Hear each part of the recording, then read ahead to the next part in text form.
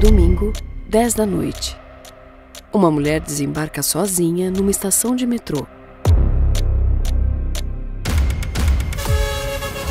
Como um ônibus para completar o trajeto tinha acabado de passar, ela decide percorrer o resto do percurso a pé.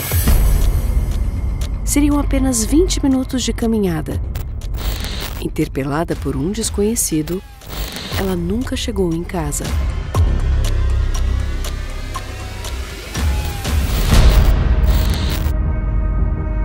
O temor de viver situações de extrema violência como essa assombra grande parte das mulheres que dependem do transporte público para se deslocar nas metrópoles brasileiras. Ser mulher e se locomover na cidade é um grande desafio. Eu já usei uma vez do transporte público para vir aqui no INSPER, eu vim de ônibus, só que eu não me sinto tão segura. Se acontecer alguma coisa, eu tô sozinha aqui em São Paulo, eu prefiro, prezar a minha segurança mesmo. Se for um lugar mais escuro, um lugar mais vazio, eu fico mais preocupada. Sempre pensar bem qual é o trajeto que eu tô fazendo, que horário eu tô saindo, voltando para casa, com quem que eu vou, para onde eu vou. Enfim, sempre pensando nos riscos que podem ter esse caminho. O medo de todas elas tem razão de ser, uma vez que 7 em cada 10 mulheres disseram já ter sofrido alguma situação de violência em seus trajetos cotidianos. Por esta razão, todos os dias, elas se veem obrigadas a planejar meticulosamente seus deslocamentos, de modo a evitar horários e locais onde imaginam correr maiores riscos.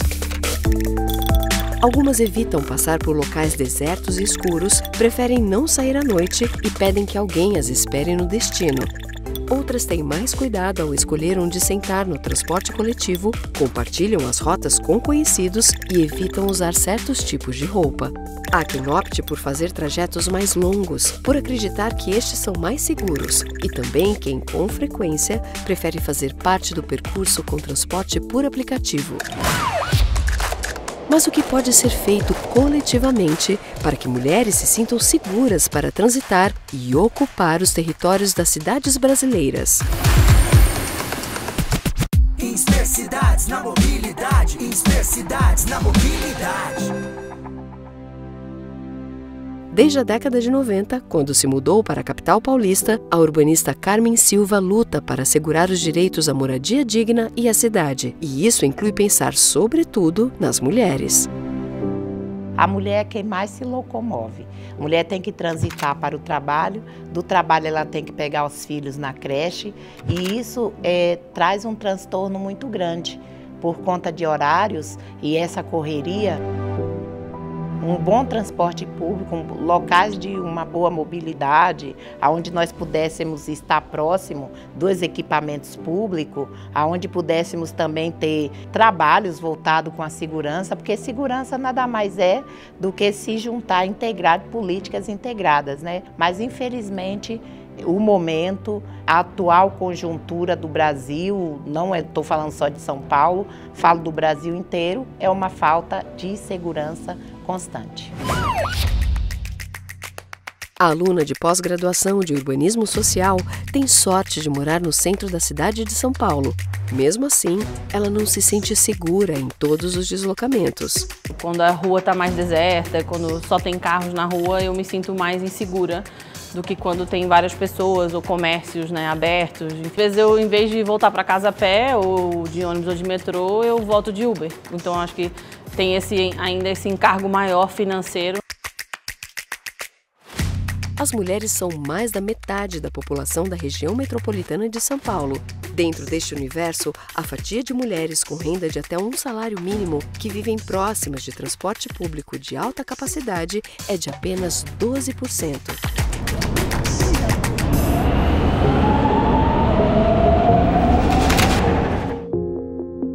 A assistente social Liliane Pereira mora no Rio de Janeiro, mas viaja para São Paulo para ter aulas no INSPER. No dia a dia, usa transporte alternativo para se deslocar na cidade. Eu moro poucos quilômetros, mas não tem uma linha de ônibus específica que me leve até o trabalho. O uso do mototáxi é muito recorrente por conta da falta de uma política de transporte eficiente que contemple favelas no Rio de Janeiro. Então, como alternativa, os moradores recorrem a meios mais acessíveis, que são as vans, que fazem esses deslocamentos para os bairros vizinhos, mais próximos, e o mototáxi.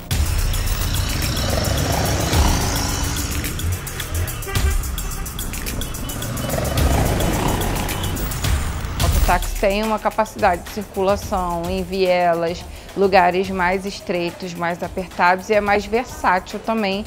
Então, numa perspectiva de economizar tempo, recurso, você acaba aderindo, né, a essa possibilidade de locomoção.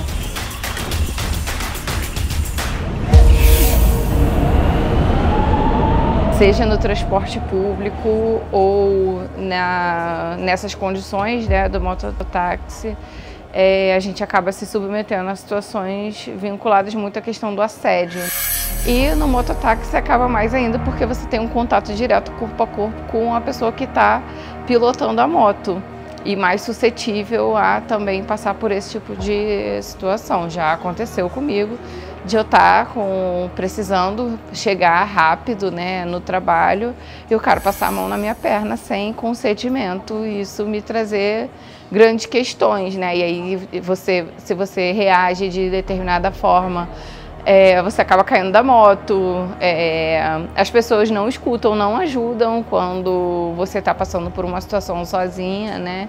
Então acaba sendo você acaba se expondo mais, né? Enquanto mulher, infelizmente, essas situações acabam fazendo com que a gente pense muito individualmente. Então, uma solução prática é a compra do carro, a compra de um recurso próprio para se locomover.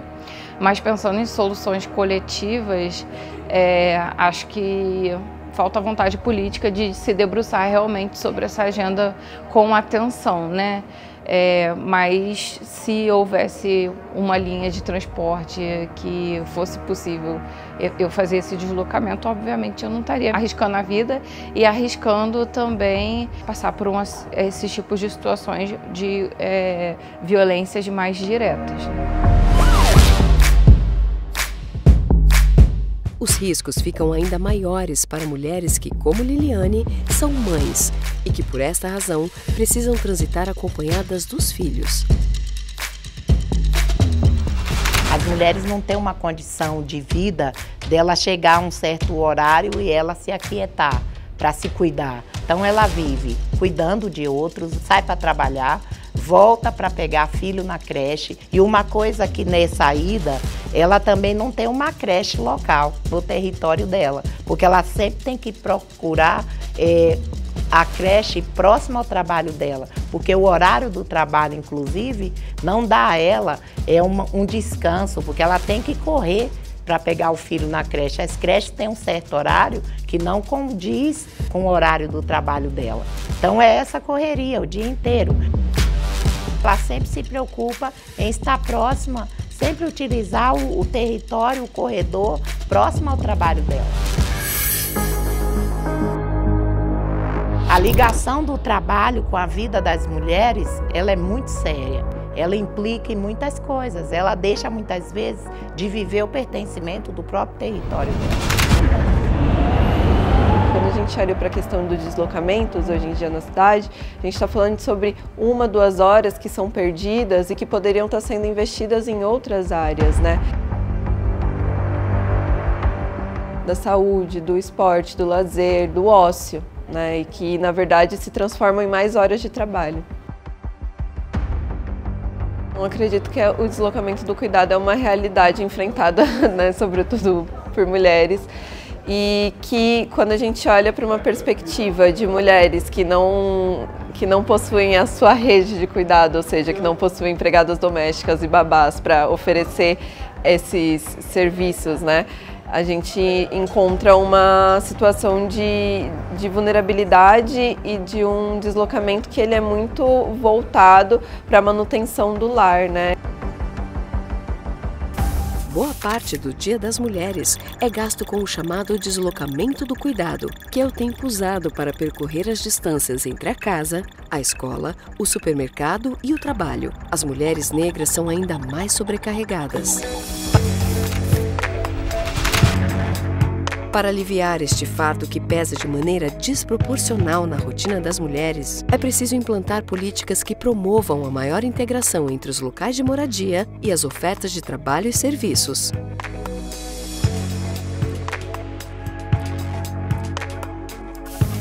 A iniciativa Manzanas del Cuidado, na Colômbia, é um exemplo bem-sucedido desta integração tão necessária em grandes cidades brasileiras.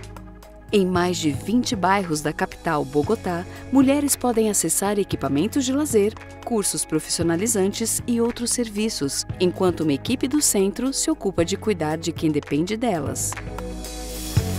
A maioria das mulheres, elas trabalham fora, elas são hoje o pilar econômico, né?